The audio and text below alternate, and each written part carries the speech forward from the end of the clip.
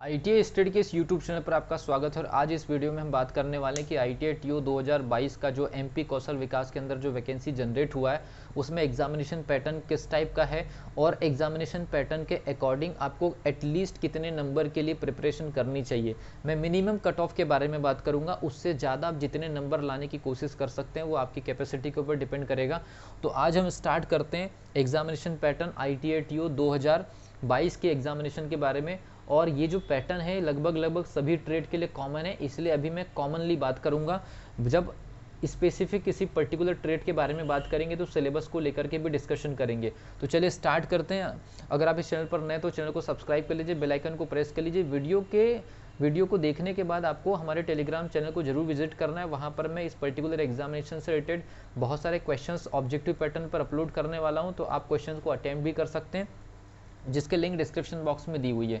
तो examination pattern ITI TO 2022 के examination का कुछ इस टाइप से है कि आपको जो टेक्निकल सेक्शन पूछा जाएगा, टेक्निकल सेक्शन का मतलब ये है कि आपका जो कोर सब्जेक्ट है, क्योंकि इस पर्टिकुलर रूल बुक में किसी भी ट्रेड का या किसी भी सब्जेक्ट का स्पेसिफाइड सिलेबस नहीं दिया है। मतलब जो कुछ होता है जो आपने अपने स्टडी के ड्यूरेशन में पढ़ा हुआ है वहीं से क्वेश्चंस पूछे जाएंगे, इसलिए स्पेसिफाई कोई भी सिलेबस नहीं दिया गया। लेकिन मैं आपको एटलीस्ट स्पेसिफाइड सिलेबस भी बताने की कोशिश करूंगा जिसकी आपको प्रिपरेशन करने की ज़रूरत है। ठीक है, तो टेक्निकल में आपका रहेगा 75 मार्क्स का। और आपको बता दूं ये पूरा का पूरा पेपर 120 मिनट का है, इसमें 100 क्वेश्चंस होंगे और किसी भी प्रकार की कोई माइनस मार्किंग नहीं है। इसके अलावा आपको बता दूं कि जो नॉन टेक जो सेक्शन है, जो नॉन टेक्निकल जो सेक्शन है, नॉन टेक्निकल सेक्शन रखा गया है 25 नंबर का, जिसमें आपका मैथ्स प्लस साइंस है, जिसमें आपका जनरल नॉलेज है, जिसमें आपका तर्क शक्ति वाला रीजनिंग वाला पोर्शन है और एक आपका बेसिक कंप्यूटर है। तो बेसिक कंप्यूटर, मैथ्स और साइंस, जनरल नॉलेज और आपका रीजनिंग, तो ये वाला जो सेक्शन है 25 नंबर का है। और टेक्निकल आपका जो मेन स्पेसिफाई सब्जेक्ट है वो 75 का। अब इस पर्टिकुलर सेक्शन में आपको टारगेट कितने का बनाना चाहिए, मतलब मैं मिनिमम बता रहा हूँ हर स्टूडेंट को कम से कम कितना नंबर लाना ज़रूरी होगा। और ये जो टारगेट मैं आपको दे रहा हूँ किस बेसिस पे दे रहा हूँ, क्योंकि आप जानते हैं आप किसी भी कैटेगरी से अगर बिलोंग करते होंगे तो आपकी कैटेगरी में या आपके ट्रेड के अंदर आपकी कैटेगरी में वैकेंसीज कितनी कम है। मतलब यहाँ पर कंपटीशन बिल्कुल आसमान के ऊपर है, मतलब आसमानी लेवल पर कंपटीशन है और ज़बरदस्त आपको स्टडी करने की ज़रूरत पड़ेगी। लेकिन इस बीच में अगर आप एक बैलेंस माइंड से प्रिपरेशन करते हैं और आप अपनी यूनिट्स को लेकर के बैलेंस रहते हैं और अपने सिलेबस को लेकर के पूरी तरह से ऑथेंटिक रहते हैं और टाइम टेबल आपका शानदार है। आने वाली वीडियो में आपको अपनी तरफ से एक टाइम टेबल बना के दूंगा, जिसको अगर आप फॉलो कर सकते हैं तो आप एग्जामिनेशन निकाल सकते हैं। तो सबसे पहली चीज़ मैथ्स और साइंस। पहली चीज़ देखिए, आपके पास में सब कुछ सेक्शन दिया हुआ है, तो ये मान करके चलिए क्योंकि ट्रेड वाइज एग्जामिनेशन होगा, तो ट्रेड वाइज एग्जामिनेशन होगा तो कुछ ट्रेड में ज़्यादा फॉर्म भरे जाएंगे, तो वो जो एग्ज़ाम वो वाले ट्रेड के जो पेपर होंगे वो मल्टीपल शिफ्ट में होंगे। और जिस पर्टिकुलर ट्रेड के पेपर मल्टीपल शिफ्ट में होंगे वहाँ उटपटांग क्वेश्चंस आएंगे। ठीक है, चाहे वो किसी भी सेक्शन में हो, टेक्निकल हो या नॉन टेक्निकल में। और जिस ट्रेड में फॉर्म बहुत ज़्यादा नहीं जाएंगे वहाँ पर आपका हो सकता है कि एक शिफ्ट में ख़त्म हो जाए, तो एक शिफ्ट में ख़त्म हो जाएगा तो क्वेश्चन भी बड़े स्पेसिफिक आएंगे। इसलिए आपको अपनी प्रिपरेशन को दो डायरेक्शन में रखना है। दो डायरेक्शन का मतलब ये नहीं कि आपको दो तरफ जाना है, एक ही डायरेक्शन मतलब एक ही तरह से सोचना है। लेकिन आपके दिमाग में एक चीज़ होनी चाहिए, अगर मल्टीपल शिफ्ट में आपका पेपर कंडक्ट हुआ तो फैक्ट वाले क्वेश्चन ज़्यादा आएंगे, उटपटांग क्वेश्चन आएंगे, डीपली आपके सामने डेटा रख दिए जाएंगे। और अगर एक ही शिफ्ट में क्वेश्चन पेपर अगर बना तो फिर स्पेसिफाई और बेसिक कॉन्सेप्ट पर क्वेश्चन बेस रहेगा। तो जो मैथ्स और साइंस वाला जो सेक्शन है, जीके वाला जो सेक्शन है, रीजनिंग वाला जो सेक्शन है और ये आपका जो एक बेसिक कंप्यूटर वाला सेक्शन है, इसके लिए आपको एक बेसिक टाइमिंग तो देना ही पड़ेगा और एक टारगेट सेट करके आपको स्टडी करनी पड़ेगी। एटलीस्ट आपको अपने तरफ से एक टारगेट सेट करके स्टडी करनी पड़ेगी। ये 25 नंबर के सेट, अगर आपको एग्जाम निकालनी अपनी कैटेगरी में एक सीट रिजर्व करनी तो 25 में से 20 नंबर तो आपको टारगेट करना ही पड़ेगा।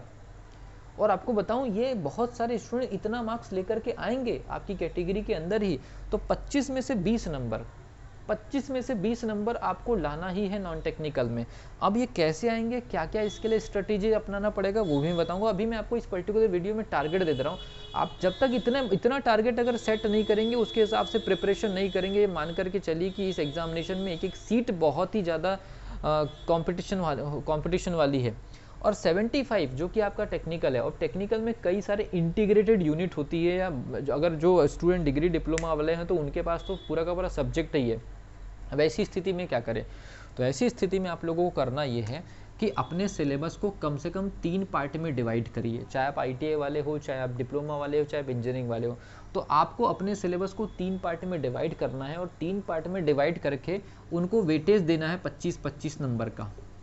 या ये वेटेज 25-25 नंबर का हो, जरूरी नहीं, हो सकता है कोई कोई स्लॉट ज़्यादा पूछा जा सकता है, कोई स्लॉट कम पूछा जाए, कोई स्लॉट कुछ और लेवल पर पूछा जाए, लेकिन 75 के मार्क्स के पेपर में 25-25 का एक आपको एवरेज बनाना पड़ेगा कि ये 25 का, ये 25 का, ये 25 का।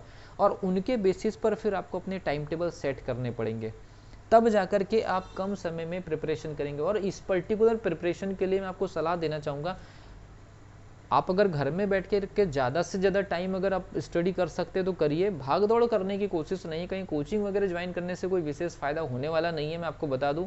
तो ये चीज़ जो है, सबसे पहली चीज़, इनको डिवाइड करिए अपने सिलेबस को, क्योंकि हर ट्रेड का सिलेबस अलग अलग है। मैं ट्रेड वाइज भी वीडियो डालूंगा तो अपने तरफ से डिवाइड करके दूंगा सिलेबस को। तो ये आपका नॉन टेक्निकल, ये आपका टेक्निकल। इस 75 वाले में मैं आपको टारगेट दे रहा हूँ, ये आपके 25 में मिनिमम 20 मार्क्स का टारगेट रखिए। इतना बेहतर प्रिपरेशन चाहिए। कितना टाइम टेबल, कितना बेहतर टाइम टेबल हो सकता है, कितनी टाइमिंग आपको स्टडी करनी पड़ेगी, नेक्स्ट वीडियो में टाइम टेबल बना के दे रहा हूँ।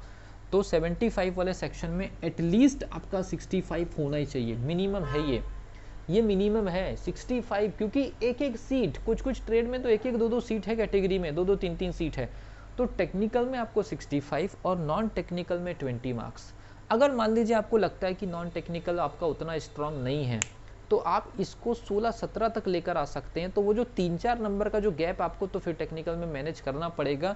तो 65 को फिर आपको 69, 60, 70 के आसपास लेके जाना पड़ेगा। और एवरेज मार्किंग मेरे तरफ से मिनिमम, आप अपनी प्रिपरेशन को इतना स्ट्रांग रखिए कि पेपर में आपको 85 मार्क्स का पूरा कॉन्फिडेंस बना रहे। तो ये जो 85 मार्क्स का जो आपका कॉन्फिडेंस है, ये आपका एग्जामिनेशन निकाल करके दे सकता है किसी भी कैटेगरी में। उसके बाद जब अगर पेपर बहुत ही ज़्यादा हार्ड बन गया, अलग ही लेवल का बन गया, नॉर्मलाइजेशन हो गई, तो वो एक अलग सिचुएशन है। लेकिन इतना मिनिमम लेकर के चलिए, लाएंगे इतने मार्क्स स्टूडेंट। बहुत सारे स्टूडेंट्स की प्रिपरेशन बहुत अच्छी होती है, वो इस सेक्शन में 70 हिट कर लेंगे, इस सेक्शन में 20 हिट कर लेंगे, इस सेक्शन में अगर 70 हिट अगर मान लीजिए नहीं हुआ, 65 हिट हुआ, तो यहाँ पर उनके 15-16 हो गए, तो फिर भी 80, 82, 84 नंबर क्रॉस कर जाएंगे। और अगर कैटेगरी का अगर उनको सपोर्ट मिल गया तो वो सीट क्लियर करके लेके जाएंगे। तो ये एक बेसिक आपके दिमाग में टारगेट होना चाहिए, कितने नंबर का टारगेट होना चाहिए, मैंने आपको बता दी। हर ट्रेड के स्टूडेंट्स इस पर्टिकुलर प्लानिंग को लेकर के चलिए। तो मिलता हूँ अगली वीडियो में, जहाँ मैं आपको एक स्पेसिफाइड टाइम टेबल देने वाला हूँ। लेकिन मेरा टेलीग्राम चैनल जरूर विजिट करिए, जहाँ पर मैं आपको अलग अलग सब्जेक्ट के क्वेश्चन जरूर अपलोड करके दूंगा।